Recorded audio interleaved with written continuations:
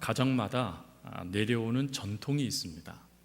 그래서 그 전통에 따라 명절에 음식 그 가지수도 또 재료도 달라지게 되고, 또 차례를 지내는 방법도 다르고, 또 심지어 김장을 하게 되어지면 그 김장에 들어가는 재료도 다른 것이 각 가정마다 내려오는 전통, 또 그것이 뒤로 지켜오던 모습들이죠.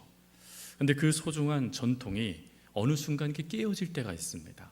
예를 든다면 그 가정에 새로운 이가 시집을 온다던가, 아니면 누가 그곳에 오게 될 경우 그 이전에 있었던 그 가정의 전통과 또 이곳의 전통이 충돌이 일어나서 그 일로 서로의 마음이 상하고, 때로는 그 누군가에게는 짐을, 오늘 사도 베드로의 표현으로 따지면 멍에를 짊어지게 할 수밖에 없는 현실이 이 전통의 안타까운 모습이죠. 근데 이 전통의 그 또 다른 잘못된 모습이 오늘 본문에도 나오게 됩니다. 안디옥 교회는 우리가 잘 알고 있는 대로 그리스도인이라는 칭찬을 받은 유일한 교회입니다. 그리고 하나님의 복음의 역사를 위하여서 헌신되어 태동되지 얼마 되지 않은 교회가 사도를 파송하여 전도 사역에 매진했던 대표적인 교회이기도 합니다. 근데 이 교회에 유대로부터 한 사람들이 내려와서 가르치기 시작합니다. 그러니 이 가르쳤다라는 걸 통해서 우리는 뭘 알게 되냐면, 이들이 일반 성도들이 아니라 말씀을 가르치는 위치에 있는 사람들이었다라는 것을 알게 되어지죠.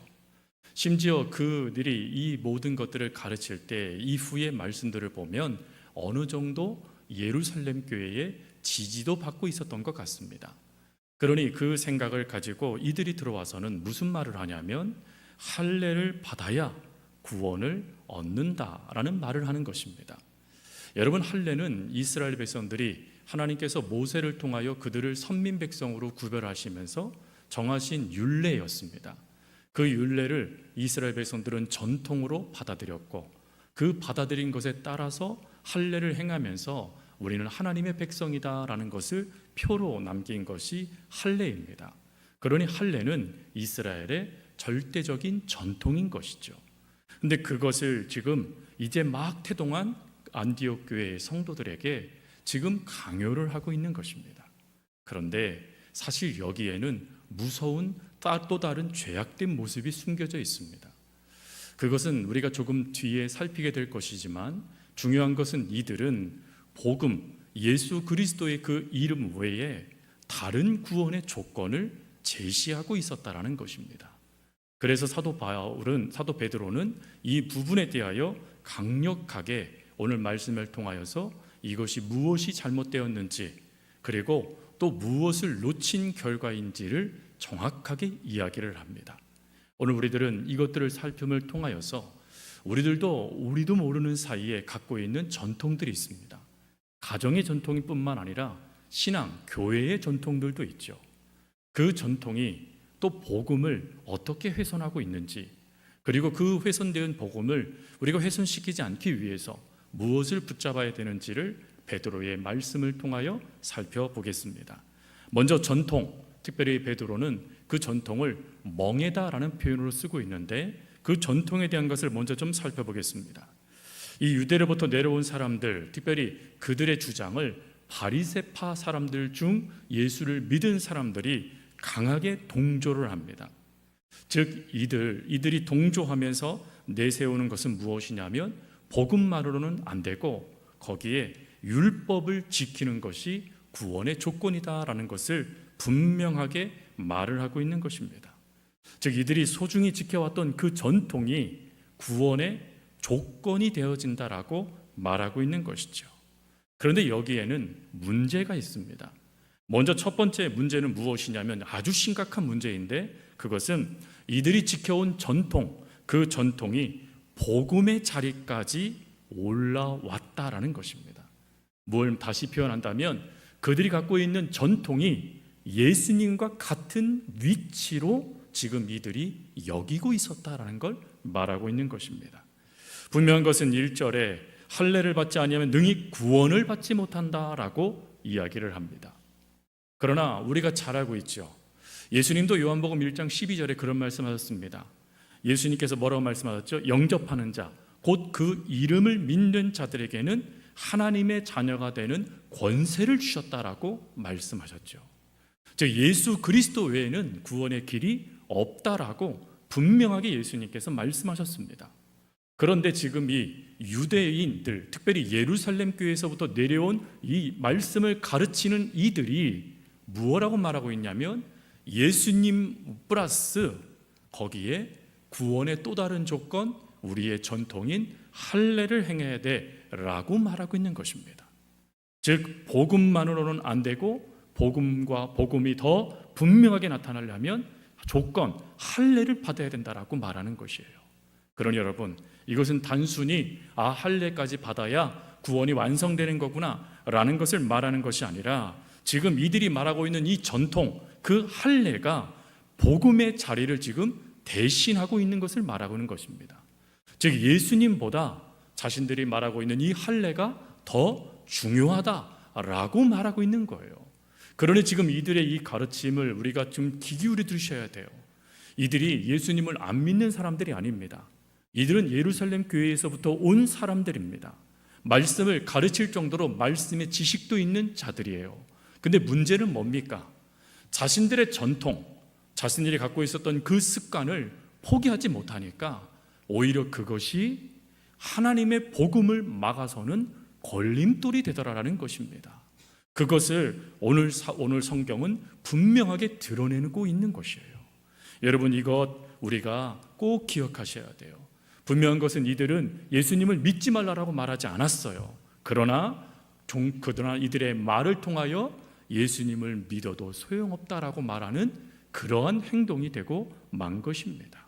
이것이 이들에게 나타난 첫 번째의 문제예요. 또 두 번째 문제는 무엇입니까? 이것을 너무 확신하다 보니까 어찌 되어집니까?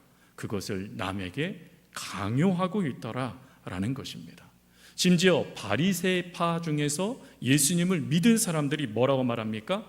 자신들의 전통을 지키라, 뭐하래요? 명하라 라고 말하는 것이 옳습니다 라고 이야기합니다. 강제성을 두는 거예요. 예수님의 복음, 그 복음의 메시지로 말미암아 많은 이들이 구원을 받고 세례를 받아 자녀로 온전하게 세워졌는데, 문제는 이 전통의 역사가 얼마나 강력하게 예루살렘 교회를 휘잡고 있었던지 이들이 이 생각을 포기하지 못하니까 오히려 강요하여 이제 막 신앙을 자라나고 있는 이들의 걸림돌, 베드로의 고백으로는 멍에를 쥐어버리는 무서운 행동이 되고 말았다라는 것을 말하는 것이죠. 그런데 여러분, 이 모습에 대하여 베드로가 뭐라고 말합니까? 베드로는 10절에 이렇게 말하죠. 우리 조상과 우리도 능히 매지 못하는 멍에를. 이 무슨 말이죠? 이것은 쉽게 나도 제대로 살지 못하는데 어떻게 남에게 그렇게 살라라고 말할 수 있느냐라고 말하는 것입니다. 즉 내가 그것을 온전히 이루지 못하는 연약함이 있는데 어떻게 다른 이들에게 강요하여 그 삶을 살라라고 말할 수 있느냐라고 말하는 것이죠. 근데 이것을 예수님은 더 엄하게 꾸짖으셨어요. 예수님은 마태복음 23장 4절에 이런 말씀을 하셨습니다. 또 무거운 짐을 묶어 사람의 어깨에 지우되 자기는 이것을 한 손가락으로도 움직이려 하지 아니하며 라고 말씀을 하셨어요. 여러분, 이 말씀은 바리새인들과 서기관들의 외식을 꾸짖으실 때 하나님께서 하셨던 말씀이셨습니다. 즉 하나님께서는 서기관과 바리새인들이 무거운 짐을 남의 어깨에 억지로 짊어지게 하면서 정작 자신들은 어떠한 멍에도 매지 않고 그저 그 삶을 영위하고 있는 그 외식, 그 잘못된 교만을 꾸짖으실 때 쓰셨던 말씀이 마태복음 23장 4절 말씀입니다. 근데 베드로가 그 멍에의 단어를 그대로 쓰고 있는 것입니다. 그러니 뭘 말하는 것입니까? 지금 이 예루살렘 교회가 외식의 죄에 빠지고 있었다라는 걸 말하는 것입니다. 즉 교만해져서 마치 구원이 자신들의 공로, 전통을 지켰던 그 역사로 말미암아 된 것인 양 착각을 하고 있었다라는 것을 말하는 것입니다. 그것을 베드로가 정확하게 이 부분에 대하여 지적한 것이죠. 그런데 여러분, 이 모습이요 교회 안에는 없습니까? 우리 신앙생활 하는데 우리 안에는 없습니까? 안타깝게도 이 모습이요, 교회 안에도 버젓이 나타납니다. 익숙한 전통, 그 전통이 복음보다 앞설 때가 많아요. 전통 물론 중요합니다. 교회가 그 전통을 잘 세워온 것 참 귀한 거예요. 그러나 어떠한 전통이어도 복음보다 앞설 수는 없는 것입니다. 예수님의 말씀과 다르면 얼마든지 그 전통은 버려야 되는 것이죠. 그런데 문제는 그 전통을 복음의 위치로 올려놓는 교회가 너무 많아요. 교회는 이렇게 돼야 되고, 말씀은 이렇게 믿어야 되고, 무엇은 이렇게 해야 되고 하면서 끊임없는 조건을 내밉니다. 근데 그 조건을요, 누군가에게 또 두 번째 문제는 뭐예요? 강요해요. 심지어 다음 세대들한테 또 막 예수를 믿는 사람들에게 교회는 이렇게 신앙생활하는 거라고 이야기합니다. 물론 그들을 세우기 위한 좋은 말씀이에요. 근데 문제는 뭐예요? 나도 어쩌다가 지키는 그것을 끊임없이 남에게 강조하면서 마치 그것이 예수님의 말씀인 양 여기면서 그것을 강요해버리는 그런 일들이 얼마나 많은지 모릅니다. 왜 많은 청년들이, 왜 많은 이들이 교회를 떠납니까? 잘못된 것을 복음이라고 말하니까 그 복음이 내가 알고 있는 복음과 다르다는 그 생각의 충돌에 그들이 교회를 떠나는 것 아니겠습니까? 그러니 여러분 꼭 기억하셔야 돼요. 복음이 아닌 모든 것들은 얼마든지 변할 수 있어야 됩니다. 복음이 아닌 어떠한 전통도 버릴 수 있어야 돼요. 그게 하나님께서 우리들에게 원하시는 거예요. 그런데 그때 버리지 못하는 이유가 뭐예요? 한 가지예요. 내가 복음을 지킨다고 생각하는 거예요. 내가 하나님을 위해서 그 일을 한다라고 생각하는 거예요. 아니요, 여러분. 그 모든 것은 내가 익숙한 것을 지키려고 하는 행동인 것뿐인 겁니다. 익숙한 게요, 복음이 아니에요. 성경은 분명히 예수님이 뭐라고 말씀하셨습니까? 나는 칼을 주러 왔대요. 즉 예수님은 우리들에게 뭐라고 말씀하세요? 복음은 투쟁인 겁니다. 복음은 역사인 거예요. 끊임없이 부딪히는 겁니다. 무엇이 하나님 안에서 옳은지 옳지 않은지를 그 복음 안에서 끊임없이 점검받는 것이 진정한 신앙의 모습이라는 것입니다. 그러니 우리들도 이러한 잘못된 생각들을 내려놓는데 조금 더 주저하지 않길 바라요. 심지어 여러분, 예수님의 제자들이 이 문제 때문에 토론을 했대요.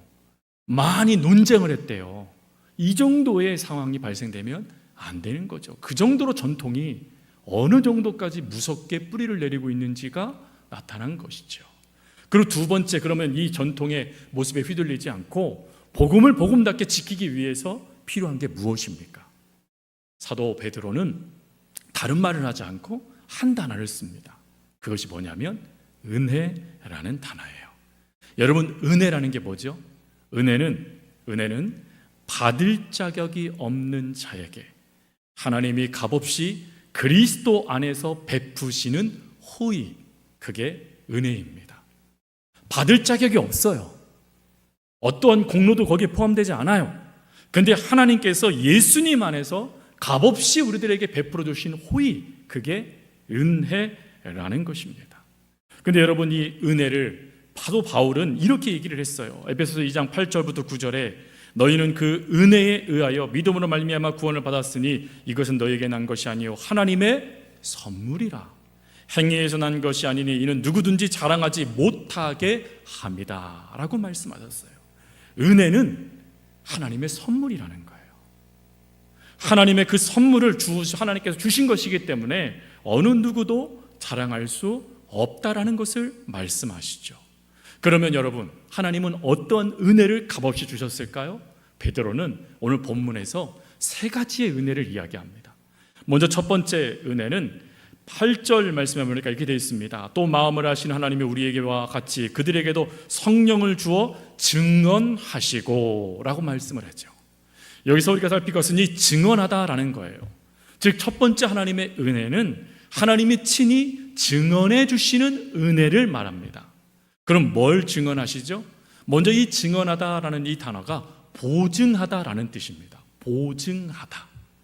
뭘 보증합니까? 그것은 바로 이방인들.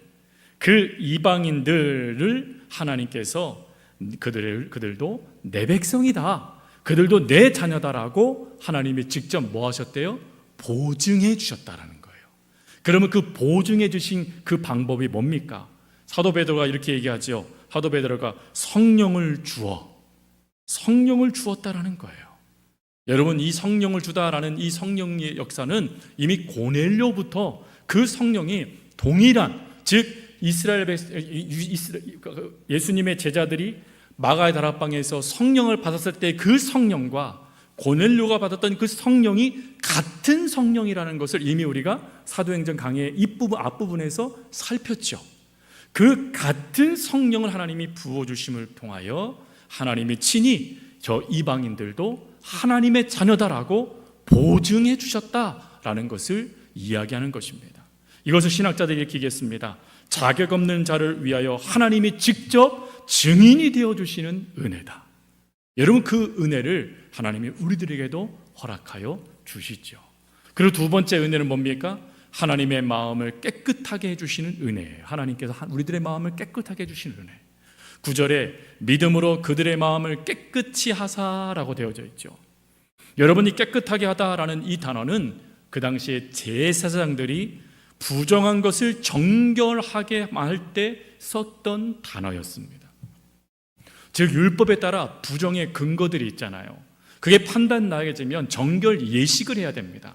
그리고 정결 예식이 끝나면 그때 제사장들이 그 행한 그 모습을 보고 이제 정결하게 됐다라고 선언을 합니다. 그 선언을 하다라는 것이 바로 깨끗이 하시다라는 단어의 의미입니다. 여러분, 사실 우리 스스로 죄의 문제를 해결할 수 있나요? 여러분, 우리가 죄를 지었는지도 사실 모르고 삶을 살아갔던 사람들입니다.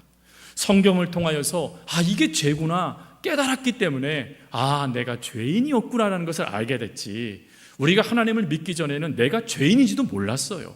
그게 옳은 줄 알았어요. 그런데 그런 삶을 살아가는 우리를 위해서 예수님께서 대신 죽어주심으로 말미암아 이 죄, 그 해결할 수 없는 죄의 문제, 그리고 그 죄의 삭은 사망이다라는 말씀처럼 영원히 죽을 수밖에 없는 우리들의 그 문제를 하나님이 뭐 하셨대요? 깨끗하게 하셨다. 완전히 정결하게 주셨다. 용서해 주셨다. 해결해 주셨다라는 것을 말하는 겁니다. 여러분, 죄의 용서에 우리의 공로가 있습니까? 우리가 무엇인가 하나님 앞에 당당하게 내세울 그런 것들이 있나요? 없지요. 철저한 하나님의 은혜를 말하는 것입니다. 그 은혜를 하나님이 우리들에게 허락하셨다는 겁니다. 그리고 마지막에 사도 베드로는 하나 더 이야기해요. 그게 뭡니까? 하나님이 차별하지 아니하시는 은혜를 허락하셨다는 겁니다. 9절에 그 다음 말씀이 이렇게 되어 있죠. 그들이나 우리나 차별하지 아니하셨느니라. 즉 여러분, 이 당시에 유대인들의 잘못된 생각이 있었어요. 그게 뭐냐면 신앙의 우월주의에 빠져 있었습니다. 그들은 하나님의 장자된 사람들이라고 여기고 있었어요. 물론 하나님도 그걸 인정하셨어요. 그러나요, 후에 하나님께서 이 모든 것들을 깨트려 버리시죠. 참 머리 대신 예수님 안에서 온 성도들을 한 지체로 엮어버리십니다. 즉 장자 차자를 주신 게 아니라 모두가 다 한 형제 자매가 되도록 만들어 주셨어요. 그게 하나님의 은혜예요. 근데 그 은혜를 이 유대인들은 인정하지 않았어요. 오히려 자신들은 먼저 된 자들, 으뜸된 자들이라고 여기고 있었습니다. 그래서 이방인들이 예수님을 믿는 거 기뻐하지만 탐탁치 않게 여기고 있었습니다. 그러다 보니 그들 속에 무엇이 있었냐면 선이 있었어요. 유대인들에게는 이것이 옳은 거고 이방인들에게는 이것은 잘못된 거야 하는 그 선이 있었습니다. 선. 근데 우리 하나님이 이 선을요 깨트려 버리세요. 즉 유대인이나 헬라인이나 모두가 다 차별받지 않고 동일한 하나님의 자녀이다 라는 것을 분명하게 베드로를 통하여 하나님이 선언해 주신 것입니다. 즉 하나님은 자격 따지지 않아요. 민족 따지지 않습니다. 어떤 성품인지, 어떤 또 학력을 갖고 있는지, 재산은 어떤지 하나님은 그걸 차별하지 않아요. 그게 사도행전 이후에 나타났던 교회의 아름다운 모습이었어요. 그런데 그 모습을 다시 차별로 바꾸고 있었던 것이 유대인들의 모습이었습니다. 근데 베드로가 그걸 정확하게 하나님의 은혜로 바꿔놓는 거예요. 차별하지 말아라. 하나님이 우리를 차별하지 않으셔서 죄된 우리를 용서해 주셨듯이 하나님은 이방인들도 차별하지 않으시고 우리의 형제 자매로 인정해 주셨다라고 말씀하고 있는 것입니다. 여러분, 이 은혜, 이 놀라운 역사에 다시 말씀드리면 어떠한 우리의 공로가 없습니다. 어떠한 우리의 자랑도 없어요. 우리가 한 것은 뭡니까? 믿은 것밖에 없죠. 근데 여러분, 믿는다라는 이 단어의 의미가 뭔 줄 아세요? 이 단어의 의미가 이겁니다. 하나님의 은혜에 응답하다. 그게 믿는다예요. 즉 믿는 것조차도 내가 무엇인가를 하는 것이 아니라 하나님이 하신 그 역사에 아멘하는 게 믿음이라는 것입니다. 그러니 여러분, 우리가 하나님의 그 은혜를 받은 자인데 어찌 그 은혜를 공로로, 조건으로 바꾸어 놓을 수 있겠습니까? 그럴 수 없다라는 것이죠. 그래서 그럴 수 없음을 베드로는 분명하게 11절에 이렇게 표현을 합니다. 우리는 그들이 우리와 동일하게 주 예수의 은혜로 구원받은 줄로 믿노라. 여러분, 여기서 중요한 게 뭐예요? 주 예수의 은혜로. 조건이 아니라는 거예요. 어떠한 다른 기준이 아니라는 거예요. 철저하게 예수 그리스도의 이름으로 우리가 구원을 받았다라는 것을 말하는 겁니다. 그런데 여러분, 여기에서 중요한 것이 있어요. 첫 번째로는 동일하게라는 단어예요. 같다라는 거예요. 틀린 것이 아니라는 겁니다. 그들의 하나님이나 우리의 하나님이나 그들에게 주어진 구원이나 우리에게 주어진 구원이나 똑같다라는 걸 이야기해요. 그리고 더 중요한 게 있어요. 여러분, 오늘 본문 말씀을 11절 말씀에 보면 우리는 그들이 우리와 동일하게 이렇게 돼 있잖아요. 즉 그들이 우리와 같다라고 표현하면서 이 말씀을 쓰고 있는데 원어의 표현은 조금 달라요. 원어는 베드로가요, 유대인들 자신들을 순서를 바꿔버려요. 어떻게 바꿨을까요? 이방인들을 앞에 세웁니다. 그래서 원어는 이렇게 돼 있어요. 그들이 우리처럼 구원받는다, 이게 아니라 우리가 그들처럼 구원받는다 라고 순서를 바꿔버려요. 즉 원어는 이렇게 돼 있습니다. 우리가 그들처럼 주 예수의 은혜로 구원받는 줄을 믿노라. 그들이 우리처럼이 아니에요. 우리가 그들처럼 하나님의 은혜로 말미암아 그들이 구원받았듯이 우리도 하나님의 은혜로 구원을 받았습니다. 나는 그것을 믿습니다 라고 말하고 있는 것입니다. 사랑하는 성도 여러분, 우리 다른 것보다 은혜를 놓치시면 안 돼요. 우리가 하나님의 은혜를 놓치게 되어지면 어떤 다른 조건에 우리의 시선이 옮겨가게 되어집니다. 그러나 은혜에 집중하게 되어지면 우리는 어찌합니까? 그 받은 은혜로 차별하지 않아요. 오히려 그 은혜를 가지고 서로 섬기고 사랑해 주고 용서해 주고 용납해 주고 함께 하나님의 나라를 세워가는 아름다운 믿음 공동체를 세워갈 수 있습니다.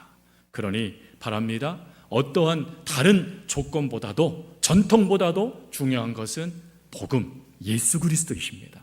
그리고 그 예수 그리스도의 그 은혜는 우리의 공로가 아닌 하나님의 선물입니다. 그러니 그 주어진 그 선물을 기쁘게 받고 그리고 감사하면서 그 은혜를 더 복되게 키워갈 수 있는 저와 여러분들의 신앙, 그 삶이 되어줄 수 있기를 간절히 주님의 이름으로 부탁드립니다. 우리 기도하겠습니다.